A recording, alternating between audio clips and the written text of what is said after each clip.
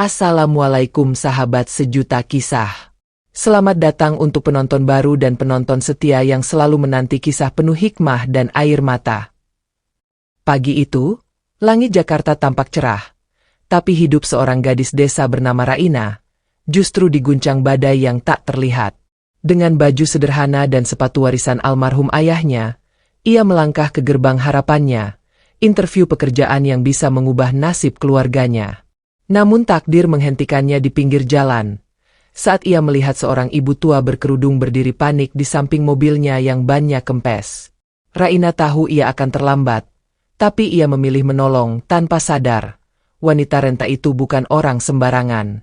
Dan apa yang terjadi di ruang interview akan mengejutkan bukan hanya dirinya, tapi juga seluruh ruangan. Apa sebenarnya rahasia di balik wanita itu? Dan apakah ketulusan benar-benar bisa membuka jalan yang tertutup? Namun sebelumnya, bagi yang beragama Islam saya sarankan untuk menuliskan sholawat Nabi Muhammad agar kelak sholawat ini menjadi saksi untuk mendapat syafaat di akhirat. Like dan subscribe ke channel ini sangat membantu menyebarkan dakwah Islam dan menjadi amal jariah. Langit Jakarta memancarkan semburat jingga keemasan, seolah menertawakan gelisah di dada seorang gadis desa bernama Raina Az-Zahra. Di tangan kanannya, tergenggam map coklat lusuh berisi ijazah dan surat-surat harapan. Di punggungnya, beban doa dari seorang ibu tua yang menanti kabar di Purworejo. Hari itu, tepat pukul 8 pagi, ia melangkah dari kos kecilnya di Tebet, menuju gedung megah PT Astra Jaya Motorindo. Wawancara kerja yang telah ia impikan sejak lama, hanya tinggal selangkah lagi. Raina berjalan cepat, tak mampu naik ojek daring karena uangnya hanya cukup untuk makan 2 hari ke depan. Dengan sepatu peninggalan almarhum ayahnya, ia menembus padatnya trotoar ibu kota. Detik-detik berlalu, setiap langkah mendekatkannya pada kesempatan atau mungkin ujian tak terduga. Di tikungan sempit yang menghubungkan jalan ke arah Kuningan, suara kasar terdengar, suara logam bergesek aspal. Sebuah mobil tua berhenti mendadak. Bannya kempes parah. Seorang wanita lansia bersandar di pintu mobil. Wajahnya kebingungan, bibirnya gemetar, ponselnya kehilangan sinyal. Raina memperlambat langkah. Waktu terus bergulir. Wawancara akan dimulai 30 menit lagi. Namun hatinya bergetar. Dalam benaknya, ia mendengar suara almarhum ayahnya. Kalau kamu lihat orang susah, jangan tutup mata. Jangan biarkan hatimu mati hanya karena kamu ingin selamat sendiri. Raina menoleh. Tak ada orang lain di sekitar. Jalan itu sunyi. Ia menelan ludah, lalu berlari kecil menghampiri ibu itu. Maaf Bu, boleh saya bantu? Wanita itu menoleh. Sorot matanya antara ragu dan lega. Ban saya kempes, saya sudah hubungi orang tapi tidak ada jawaban. Raina meletakkan map coklatnya di trotoar. Ia jongkok, melepas sepatu, dan mulai mengganti ban dengan tangan gemetar. Jari-jarinya mulai hitam oleh debu dan oli. Keringat membasahi keningnya, tetapi ia terus bekerja. Butuh waktu 17 menit. Dan saat ban terpasang kembali, ia menghela napas panjang. Terima kasih, Nak. Kamu tahu, tak banyak orang yang berhenti di kota ini. Apalagi kalau sedang terburu-buru. Raina hanya tersenyum. Saya cuma ingin bantu, Bu. Ia lalu mengambil mapnya dan berlari tanpa menoleh lagi. Kemejanya kini penuh noda. Ujung kerudungnya kotor, tapi langkahnya tegak. Jam tangannya menunjukkan pukul 8.37. Ia tahu ia terlambat. Di depan lobi PT Astra Jaya Motorindo, ia dihentikan oleh resepsionis. Interview sudah dimulai. Mbak, slot untuk pukul 8.30 sudah ditutup. Kalau boleh saya tetap menunggu, ucap Raina. Suaranya lelah namun tegas. Perempuan di balik meja hanya mengangguk datar. Di sofa ruang tunggu yang dingin dan asing, Raina duduk diam. Di sekelilingnya, para pelamar lain melirik dengan pandangan aneh. Ia sadar, penampilannya kini lebih mirip montir daripada calon karyawan. Namun ia tetap menunduk. Dalam hati, ia berbisik lirih. Aku tidak menyesal, aku tidak menyesal. Pintu ruang interview tiba-tiba terbuka. Seorang wanita berwibawa dengan setelan formal keluar. Pandangannya menyapu ruangan, lalu menatap tepat ke arah Raina. Wajah Raina membeku. Itu, wanita yang tadi ia bantu di jalan.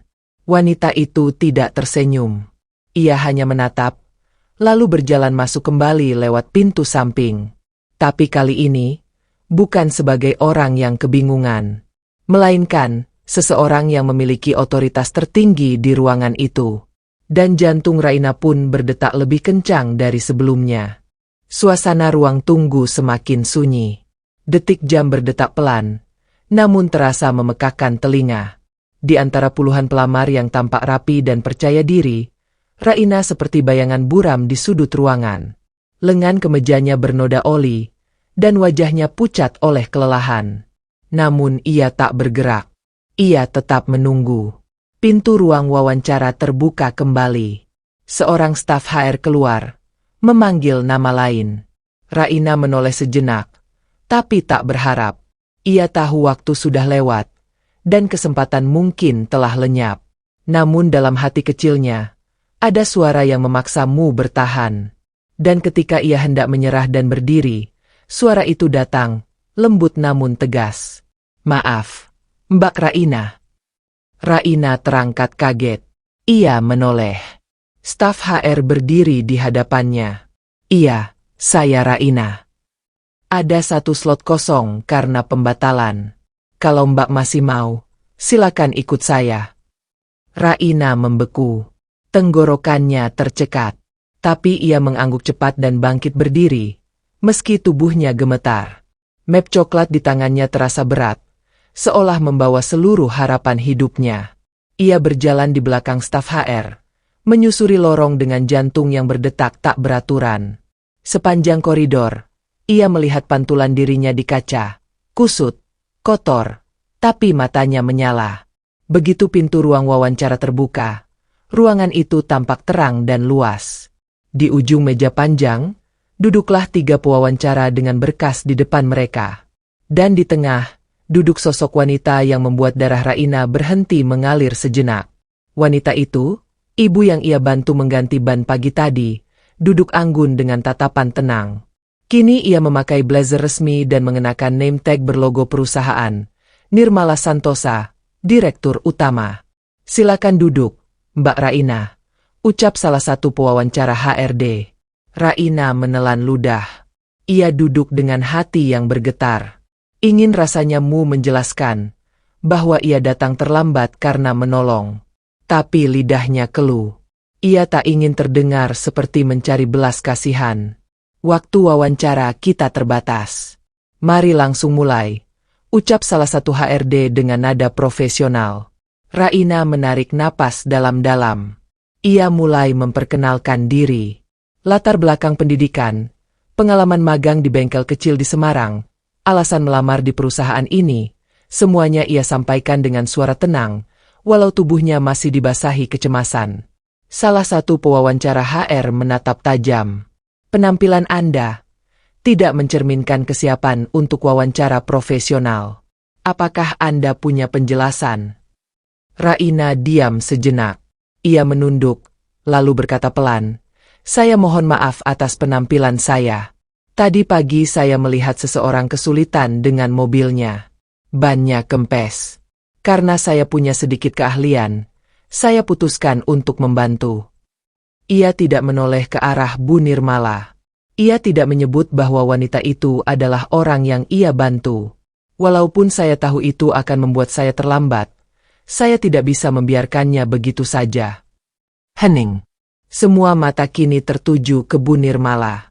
Tapi wanita itu hanya duduk dengan tenang, menatap Raina dengan pandangan yang sulit ditebak. "Bisa lanjutkan dengan pertanyaan teknis," ucap Bu Nirmala singkat. Wawancara berlanjut. Raina menjawab semua pertanyaan sejujur dan seterang yang ia bisa. Ia tak menutupi keterbatasannya, tapi juga tak merendahkan potensi dirinya. Ia tahu, ia tak akan bisa bersaing dengan pelamar yang punya gelar luar negeri. Tapi ia ingin meninggalkan ruangan itu dengan kepala tegak. Saat sesi selesai, salah satu staf HR berkata, Terima kasih sudah datang, Mbak Raina. Hasil seleksi akan kami umumkan melalui email beberapa hari ke depan. Raina bangkit, membungkuk hormat, dan melangkah keluar. Tapi sebelum menutup pintu, ia menoleh sejenak ke arah Bu Nirmala. Wanita itu masih duduk di tempatnya, namun kini tatapannya lebih lama dan lebih dalam. Ia mengangguk pelan. Seketika hati Raina bergemuruh. Bukan karena berharap, tapi karena merasa dimengerti.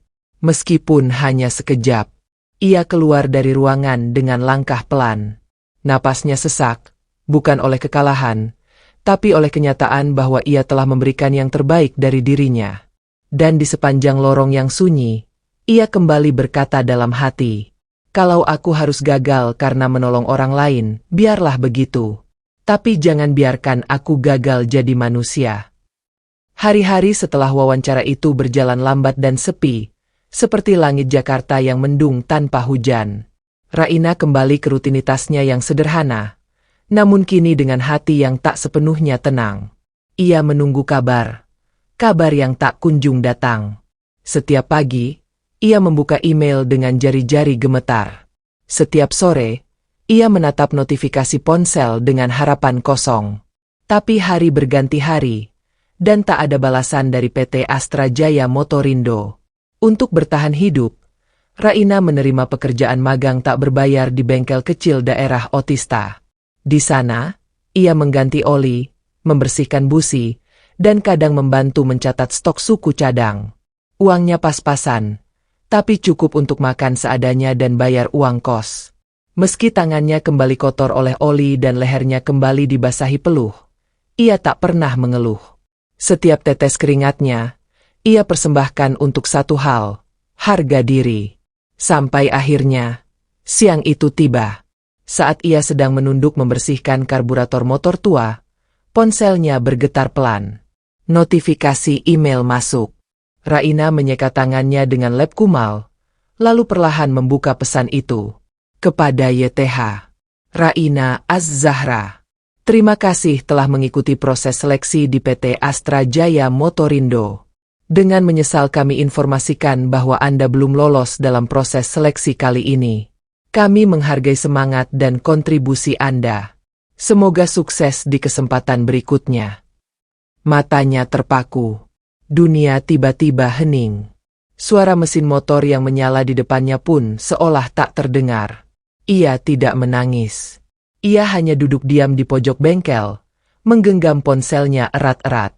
Seorang mekanik senior, Pak Rudi, mendekat dan menepuk bahunya.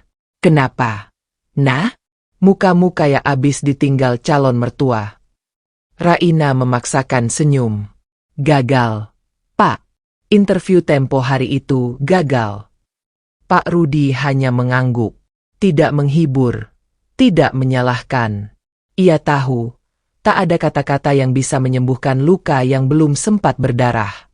Tapi saat malam tiba dan Raina pulang ke kamar kosnya yang sempit, ia menyalakan lampu kecil, lalu menatap dinding di sebelah kasurnya.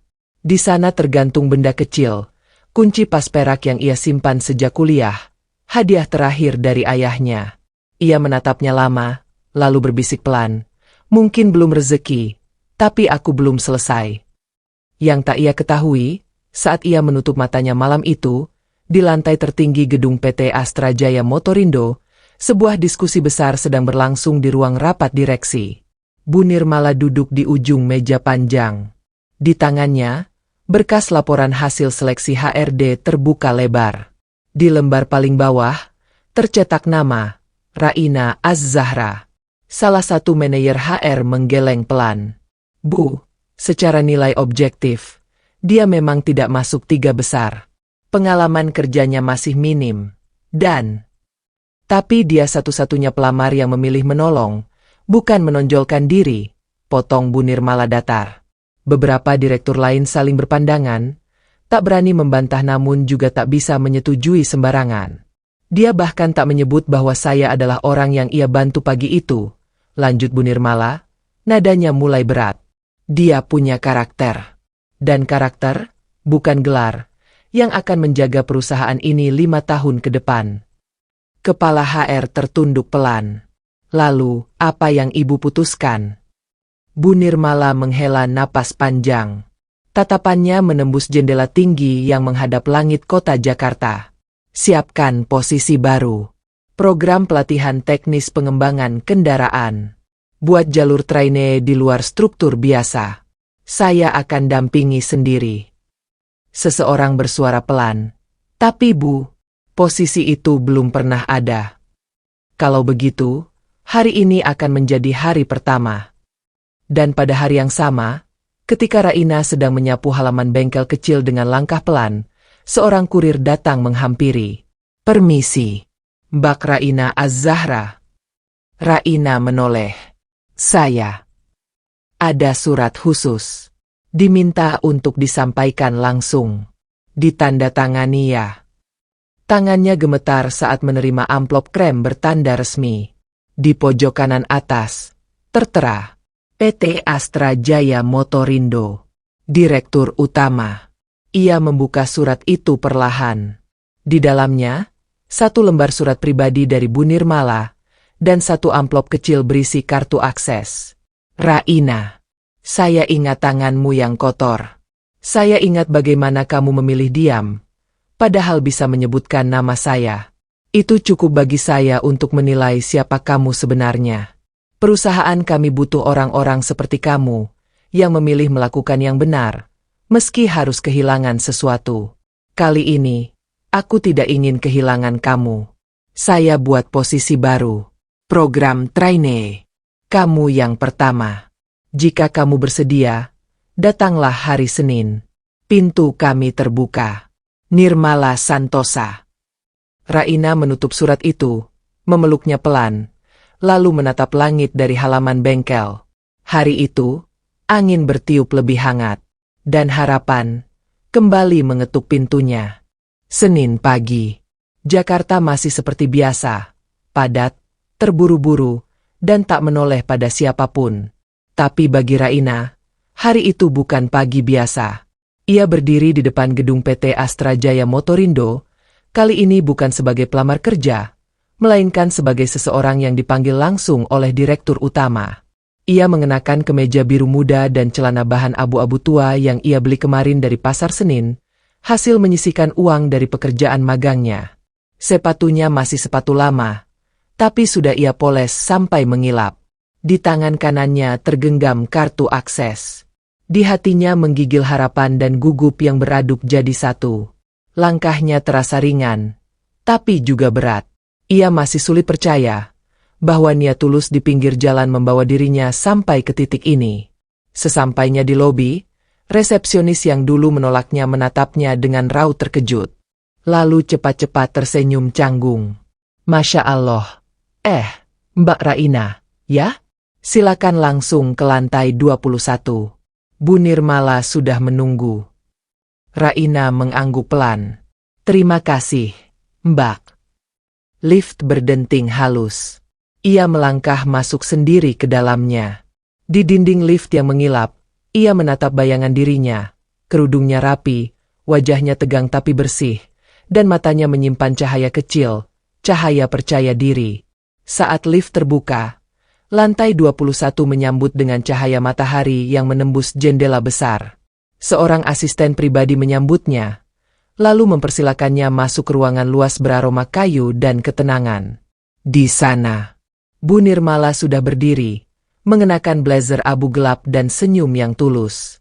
Selamat pagi, Raina. Selamat pagi, Bu. Raina membungkuk hormat. Senyum Bu Nirmala merekah. Ia mengulurkan tangan. Kali ini, tangan mereka bersih. Tidak seperti di jalanan kemarin, penuh oli dan debu. Tapi makna jabat tangan itu justru lebih dalam sekarang. Duduklah, kata Bu Nirmala. Raina duduk perlahan. Napasnya tertahan. Kamu tahu, ucap Bu Nirmala sambil menatap keluar jendela. Waktu seusiamu dulu, saya juga pernah telat wawancara. Karena membantu orang tua yang jatuh dari sepeda. Raina menoleh cepat. Saya ditolak hari itu, lanjut Bu Nirmala. Suaranya pelan. Tapi sejak saat itu, saya sadar, Ada nilai hidup yang lebih penting dari nilai kertas. Ia lalu membuka laci meja, mengeluarkan sesuatu yang dibungkus kain bludru hitam kecil, dan menyerahkannya pada Raina. Ini bukan alat, ini simbol, katanya. Raina membukanya perlahan. Di dalamnya ada kunci pas kecil dari logam perak, dengan inisial NJ diukir di sisi gagangnya. Dulu saya juga punya yang seperti itu, ucap Bu Nirmala. Itu bukan sekadar alat memperbaiki mesin, tapi pengingat bahwa kamu sedang memperbaiki arah hidupmu sendiri. Raina tak bisa berkata-kata. Matanya mulai berkaca. Ia hanya memeluk kunci kecil itu dengan kedua tangan. Program trainee yang dibuat khusus untuknya belum pernah ada sebelumnya. Ia akan bergilir ke berbagai divisi teknis, turun ke lapangan, dan ikut beberapa pertemuan penting bersama direksi. Bukan karena istimewa, tapi karena Bu Nirmala ingin membentuknya. Bukan hanya jadi pegawai, tapi jadi seseorang yang bisa berdiri sendiri. Hari-hari pun berlalu. Raina datang paling pagi dan pulang paling malam. Ia menyimak dengan seksama setiap pelajaran. Tak pernah malu bertanya. Tak pernah gengsi kotor. Bahkan ketika banyak trainee lain enggan menyentuh mesin, Raina menggulung lengan bajunya dan masuk ke kolong mobil. Ia mulai dikenal teknisi senior. Bahkan Pak Harun, kepala divisi perakitan, pernah berkata, anak ini mungkin enggak punya gelar luar negeri, tapi tangannya bicara jujur. Namun tak semua mata menatap kagum. Di pantry HRD, bisik-bisik mulai terdengar. Itu si Raina kan? Cuma modal nolong di jalan, langsung jadi anak emas. Coba aja semua pelamar gitu, bantuin mobil mogok. Nggak usah susah-susah tes. Tapi Raina memilih diam. Ia tahu, satu-satunya cara untuk membungkam keraguan, bukan dengan menjawab, tapi dengan membuktikan. Dan pada suatu pagi, kabar mengejutkan datang. Perusahaan membuka perekrutan terbuka untuk posisi asisten riset utama proyek mobil listrik. Proyek besar yang akan jadi masa depan perusahaan. Siapapun boleh daftar. Termasuk trainee. Termasuk Raina. Papan pengumuman itu menempel di dinding kaca ruang lobi divisi R&D di atasnya. Huruf tebal menuliskan. Perekrutan internal asisten riset utama proyek mobil listrik generasi 2. Terbuka untuk seluruh karyawan dan trainee aktif. Raina berdiri menatapnya cukup lama. Satu sisi dari dirinya berbisik, kamu belum pantas. Kamu baru di sini. Kamu hanya trainee dari jalur luar biasa. Tapi sisi lain dari hatinya berteriak lebih keras. Kalau kamu tidak melangkah, kamu takkan pernah tahu seberapa jauh kakimu bisa pergi.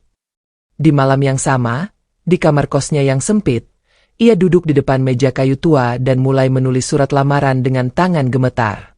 Ia lampirkan laporan kerja, dokumentasi teknis, dan satu proposal kecil berisi gagasannya. Penyederhanaan sistem pendingin berbasis sirkulasi pasif. Gagasan itu bukan teori semata.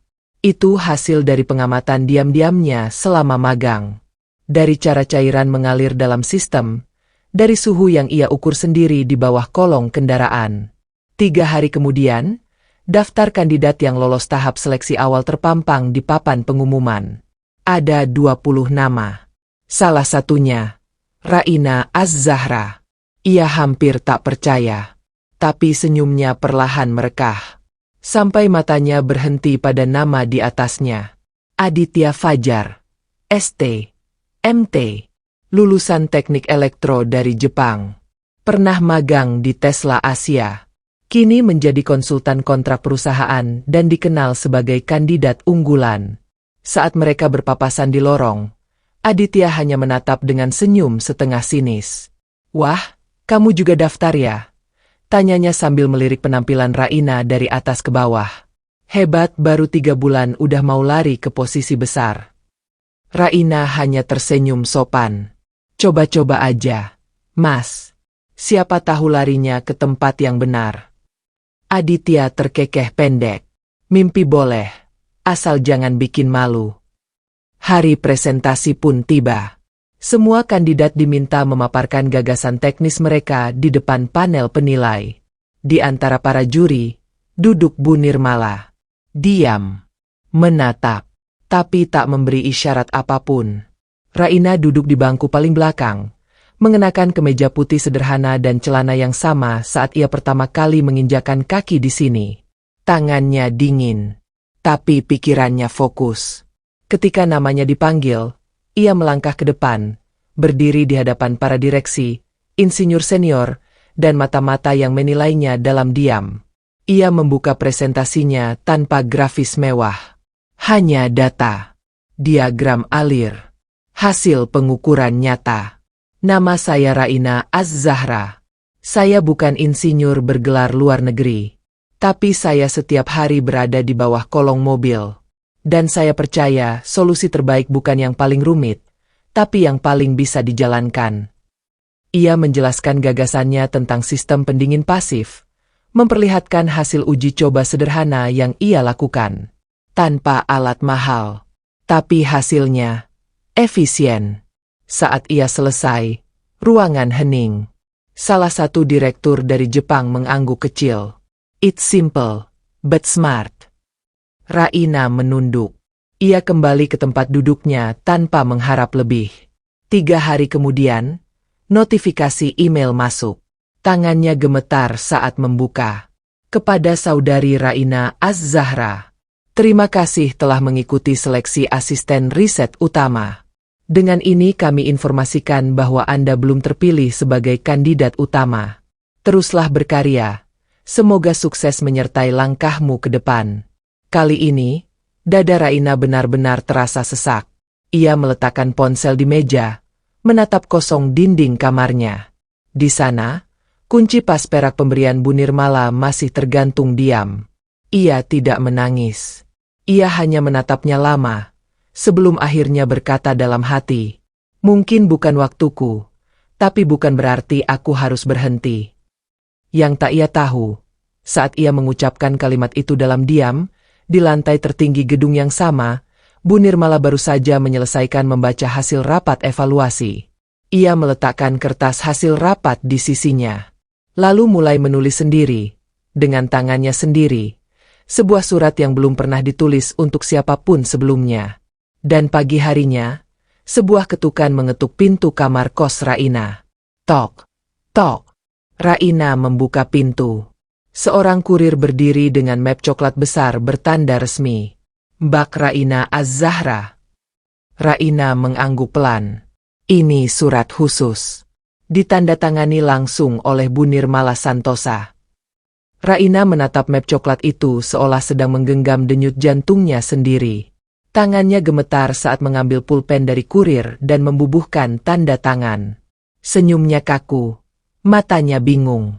Ia belum tahu, apakah isinya kabar yang akan mengangkat langkahnya, atau justru menghantam harapannya lebih dalam.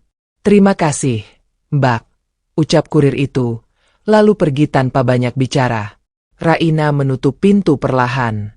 Sunyi kamar kos menyambut seperti biasa. Hanya kipas tua yang berputar malas dan kunci pas perak di dinding yang seolah memperhatikannya.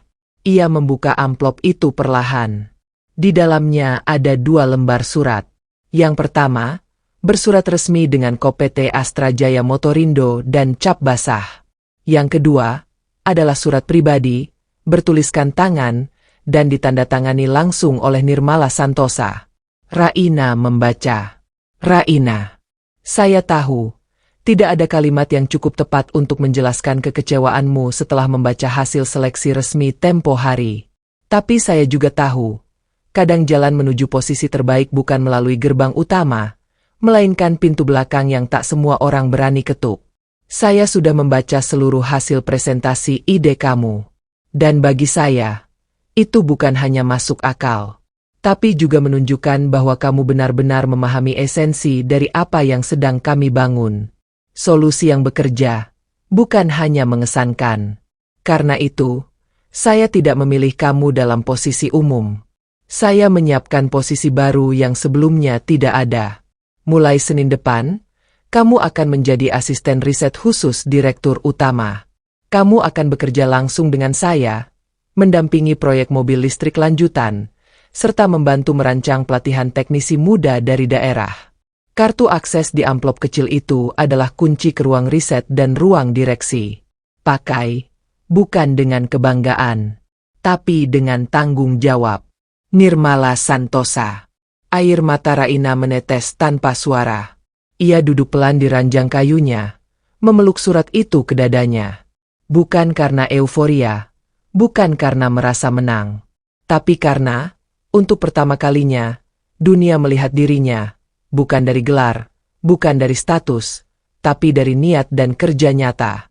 Ia berdiri, membuka jendela kamar yang sempit itu, menatap langit Jakarta yang mendung tapi terang di beberapa sisi. Jadi belum selesai, ya. Gumamnya lirih. Dan kali ini, dengan senyuman pelan, ia mengangguk pada dirinya sendiri. Hari Senin itu datang cepat. Raina berdiri lagi di depan gedung tinggi yang dulu terasa seperti benteng. Tapi kini ia melangkah dengan sepatu yang sama. Hanya saja bukan sebagai pelamar, tapi sebagai orang yang dipanggil. Kartu akses di tangannya terbaca otomatis saat ia menyentuhkan ke panel lift. Lantai 22, ruang direksi. Beberapa karyawan melihat ke arahnya. Ada yang mengenal, ada yang berbisik, tapi Raina tak menoleh.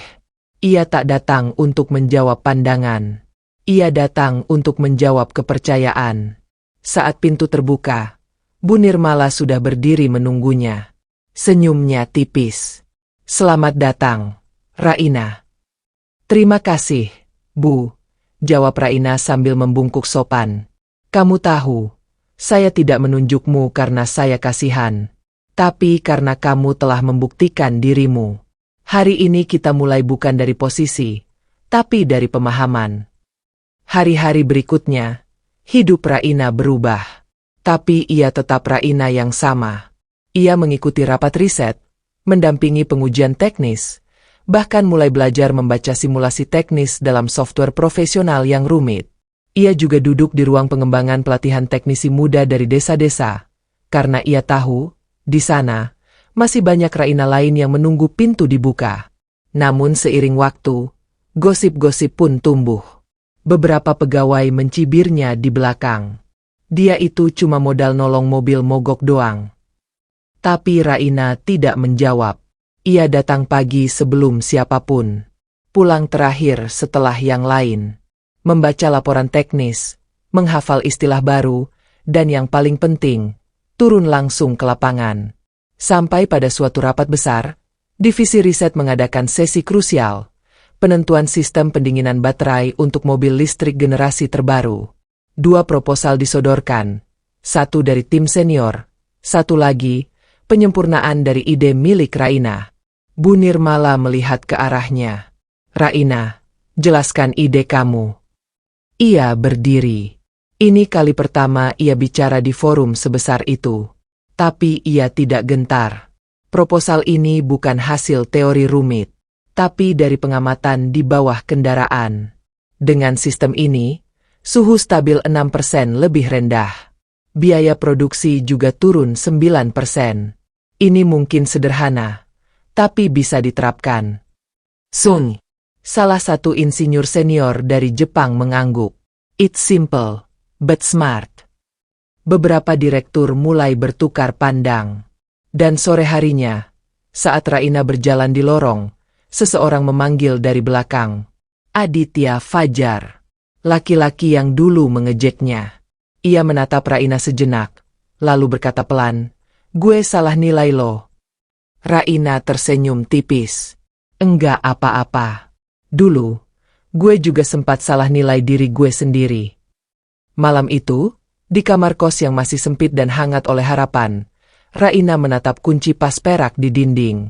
Ia menyalakan lampu, membuka buku catatan, dan mulai menulis. Hari ini, untuk pertama kalinya aku merasa, aku benar-benar di sini. Bukan karena belas kasihan, tapi karena aku layak. Bukan karena pintar, tapi karena aku tak menyerah. Dan hidup ternyata tidak menghukum orang yang menolong. Justru hidup membuka jalan dari arah yang tak pernah kita duga. Setahun telah berlalu sejak pagi penuh lumpur itu. Sejak tangan Raina kotor oleh oli karena mengganti ban seorang wanita yang ia kira hanya ibu biasa. Sejak ia datang dengan kemeja lusuh dan mata penuh harap ke sebuah wawancara yang hampir tak pernah terjadi. Hari ini, Raina melangkah ke aula utama PT Astra Jaya Motorindo, gedung yang dulu sempat membuatnya merasa kecil. Tapi kini, ia berdiri di sana bukan sebagai pelamar, bukan pula trainee, tapi sebagai pembicara utama dalam pembukaan pelatihan nasional teknisi muda yang ia sendiri bantu rancang. Di kursi-kursi depan, duduk ratusan pemuda dan pemudi dari berbagai daerah pelosok Indonesia. Mereka datang dengan semangat yang sama seperti dulu Raina bawa saat meninggalkan kampung halamannya di Purworejo. Sebagian membawa map lusuh, sebagian bahkan hanya dengan tas sekolah. Tapi mata mereka menyala. Di belakang aula, berdiri para direksi, teknisi senior, dan tamu undangan. Dan di tengah-tengah mereka, Bu Nirmala berdiri anggun, menatap ke arah panggung dengan mata berkaca. Raina mengenakan setelan kerja sederhana. Bukan blazer mewah, bukan sepatu hak tinggi. Ia tetap Raina, gadis bengkel yang dulu tidur di kamar kos sempit dan makan mie instan 3 hari berturut-turut. Tapi hari ini, martabatnya berdiri tegak di panggung, memegang mikrofon. Ia menatap seluruh ruangan dengan pandangan dalam. Suaranya pelan, tapi setiap kata menggema. Assalamualaikum warahmatullahi wabarakatuh. Semua terdiam, menyimak. Saya bukan lulusan luar negeri. Saya bukan lulusan terbaik di angkatan saya.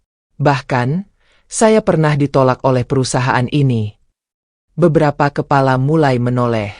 Suara gesekan kursi terdengar. Tapi tak satu pun dari peserta pelatihan itu mengalihkan pandangan dari sosok Raina. Tapi hari ini, saya berdiri di sini. Bukan karena kehebatan saya, tapi karena satu keputusan kecil yang saya ambil di pinggir jalan. Ia berhenti sejenak, mengatur napas, lalu melanjutkan. Dulu, saya menolong seorang ibu tua yang mobilnya mogok. Saya tak tahu siapa dia. Saya hanya tahu, saya tidak bisa meninggalkannya begitu saja. Ruang aula sunyi. Bahkan para direktur pun menunduk. Dan ternyata, wanita yang saya tolong itu adalah direktur utama perusahaan ini. Beberapa peserta di bangku depan menatap dengan mata membesar. Saya tidak menceritakan ini untuk membanggakan diri, tapi untuk menunjukkan bahwa kadang jalan besar dalam hidup justru dimulai dari keputusan yang tampak kecil. Kebaikan yang dilakukan dalam diam bisa mengubah seluruh arah hidupmu.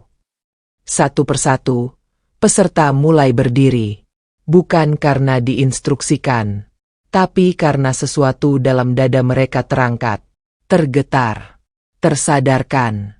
Tepuk tangan menggema. Beberapa mata berkaca. Raina menunduk pelan.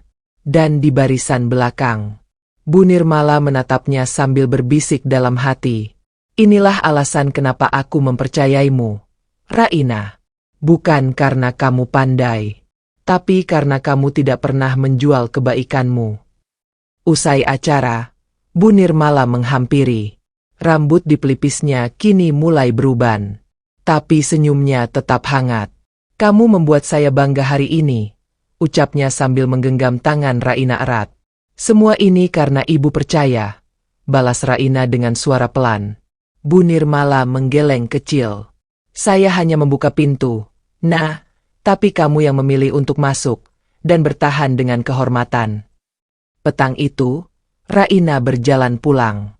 Bukan ke apartemen perusahaan yang sebenarnya sudah ia tempati selama 6 bulan terakhir, tapi ke kamar kos lamanya yang masih ia bayar diam-diam. Sebagai pengingat, bahwa dari situlah ia memulai. Kamar itu masih sempit. Dindingnya masih mengelupas di sisi jendela. Tapi di situ tergantung benda yang tak tergantikan. Kunci pas perak. Raina mengambilnya. Menggenggamnya erat. Menatapnya lama. Sebelum akhirnya tersenyum kecil dan berkata dalam hati. Terima kasih. Karena waktu itu kau membuatku berhenti. Dan dengan berhenti, Aku justru memulai perjalanan terbaik dalam hidupku. Hari-hari setelah pelatihan nasional itu terasa berbeda. Tidak lagi seperti sekadar roda yang berputar, tapi seperti rel yang perlahan-lahan membawa kereta hidup Raina ke tujuan yang tak pernah ia duga. Kini, namanya mulai disebut-sebut di ruang rapat, di antara presentasi teknis, bahkan di telinga mitra luar negeri. Namun Raina tetap berjalan dengan langkah yang sama. Pagi datang lebih dulu dari siapapun. Malam ia lewati terakhir, dengan lembar laporan dan manual teknis di pangkuannya. Di ruang riset, ia duduk bersama tim Jepang dan Jerman, menyimak proyek pengembangan sistem baterai generasi terbaru. Tapi ia tahu, meski ia ada di ruangan yang sama, ia belum selevel. Maka, Raina memilih jadi spons, menyerap semuanya, diam-diam, dalam-dalam. Di balik itu semua, ada suara-suara yang tetap berbisik. Dia itu cuma anak tolongin ban mogok. Kalau bukan karena Bu Nirmala, mana bisa dia duduk di situ? Tapi Raina memilih diam. Karena ia tahu, satu-satunya jawaban bukan di lidah, tapi di tangan. Di hasil. Di dedikasi yang tak banyak bicara. Dan kerja kerasnya pun mulai membuahkan perhatian. Suatu siang, tim engineering sedang bersiap untuk pengujian lapangan terakhir sistem pendinginan kendaraan listrik. 2 desain diajukan, satu dari tim senior, dan satu lagi adalah pengembangan dari proposal Raina yang dulu pernah ditolak secara resmi. Bu Nirmala menoleh ke arahnya sebelum sesi dimulai. Raina, kamu yang jelaskan. Anggap ini forum pembuktian, bukan pembelaan. Raina berdiri. Semua kepala menoleh. Desain ini saya ambil dari data nyata di lapangan. Fokusnya adalah stabilitas suhu, bukan hanya kecepatan dingin. Karena di suhu stabil, performa mesin juga konsisten. Kami menekan biaya produksi hingga 9%, tanpa kehilangan efisiensi inti. Ia tak memakai animasi, tak menyisipkan jargon. Hanya data, grafik, dan suara yang yakin. Salah satu teknisi senior dari Jepang mengangguk sambil berucap, "Simpel, tapi tahan lama." Begitu uji coba selesai, sistem yang dirancang Raina menghasilkan suhu stabil lebih rendah 6% dibanding desain pesaing. Satu demi satu insinyur mulai menyadari, gadis bertangan kecil itu bukan sekadar trainee pilihan direktur, tapi penyumbang nyata dalam fondasi teknologi perusahaan. Beberapa hari kemudian, saat berjalan di lorong, Raina kembali bertemu dengan Aditya Fajar. Pria yang dulu menganggapnya remeh, kini berdiri di sisi lorong. Diam. Raina melangkah pelan melewatinya. Tapi Aditya memanggil. Lirih. Raina. Langkah Raina terhenti. Ia menoleh. Gue salah nilai lo. Raina tidak tertawa. Tidak mengejek balik. Ia hanya mengangguk. Pelan. Enggak apa-apa. Dulu, gue juga sempat salah nilai diri gue sendiri. Tak ada dendam. Tak ada sindiran. Hanya pemahaman bahwa semua orang punya waktunya sendiri untuk melihat dan untuk dilihat. Malam harinya, Raina kembali ke kamar kosnya yang lama. Meski ia kini punya apartemen kecil yang disediakan perusahaan, kamar kos itu tetap ia pertahankan. Ia nyalakan lampu, duduk di bawah jendela, dan menatap kunci pas perak yang menggantung. Ia menuliskan satu kalimat dalam catatan kecil di mejanya. Dalam hidup, kadang kita mengejar pintu-pintu besar, berharap ada yang membukakannya untuk kita. Tapi dunia tidak selalu terbuka karena kekuatan. Kadang, pintu itu terbuka karena kita berhenti sejenak, menolong, lalu berjalan lagi, dengan alasan yang lebih baik. Keesokan harinya, Bu Nirmala mengirimkan undangan rapat eksekutif. Raina diikutkan dalam presentasi roadmap proyek pengembangan energi hijau perusahaan. Ia akan duduk bersama direktur lain. Bukan untuk menggantikan siapapun, tapi untuk menjadi penghubung antara mereka yang bekerja di bawah kendaraan dan mereka yang memutuskan dari atas meja. Saat ia tiba di ruang rapat, beberapa petinggi perusahaan sudah hadir. Salah satu direktur yang baru bergabung menoleh dan bertanya pelan pada Bu Nirmala. Maaf, itu siapa? Magang ya? Bu Nirmala tersenyum ringan. Bukan. Dia, jembatan antara kerja keras dan keputusan. Dan kadang, suara paling penting justru datang dari orang yang paling sering berada di bawah mobil. Dan hari itu, Raina membuka slide pertamanya. Dengan tangan yang dulu kotor oleh oli, kini memegang pointer presentasi. Dengan suara yang dulu nyaris tak didengar, kini memaparkan arah masa depan. Angka di layar besar ruang rapat berganti. Grafik demi grafik ditampilkan Raina dengan suara tenang dan data yang tajam. Panel direksi menyimak tanpa interupsi, beberapa mengangguk pelan. Raina memaparkan hasil survei teknis, efisiensi lapangan, dan peluang pengembangan sistem pendinginan baterai berbasis suhu adaptif. Bukan lagi sekadar gadis yang menolong di jalan. Kini ia berbicara sebagai juru teknis utama proyek andalan perusahaan, dengan sorotan tak hanya dari dalam negeri, tapi juga dari investor luar yang menanti gebrakan mobil listrik berikutnya. Setelah presentasi ditutup, ruangan hening. Lalu satu tepuk tangan terdengar. Disusul yang lain. Hingga seluruh ruangan berdiri memberi aplause. Raina hanya membungkuk pelan. Senyumnya sederhana. Tapi di balik tenangnya, jantungnya bergemuruh.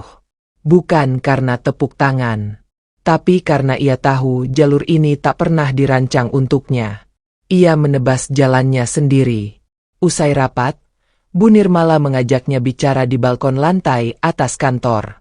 Angin sore meniup kerudung Raina pelan, dan gedung-gedung tinggi Jakarta menjadi latar di belakang mereka. Kamu tahu, nah, ucap Bu Nirmala, tangannya menggenggam railing balkon. Dulu waktu kamu bantu aku ganti ban, aku sebenarnya sudah tahu siapa kamu. Aku dapat file lamaranmu pagi itu. Waktu itu aku sempat berpikir, anak ini bodoh sekali. Kenapa pilih menolong saat sedang mengejar kesempatan? Tapi setelah aku lihat kamu tak menyebutkan kejadian itu di ruang wawancara, aku sadar, kamu bukan bodoh. Kamu punya sesuatu yang langka. Raina menoleh perlahan. Saya cuma melakukan apa yang benar, Bu. Meskipun waktu itu saya pikir, mungkin saya akan kehilangan kesempatan karena itu. Dan itulah kenapa kesempatan malah datang padamu, jawab Bu Nirmala. Karena dunia mungkin diam, tapi Allah tidak pernah lalai melihat niat dan tindakan hambanya. Raina terdiam. Kalimat itu menembus dadanya seperti air sejuk. Saya ingin kamu siapkan satu hal, lanjut Bu Nirmala. Bulan depan, kita akan menghadiri forum internasional kendaraan listrik di Singapura. Saya tidak akan kirim manajer. Saya akan kirim kamu. Raina memutar wajah cepat. Saya, Bu? Iya, kamu. Bukan karena kamu yang paling tahu, tapi karena kamu paling ingin tahu. Hari-hari berlalu dengan persiapan intens.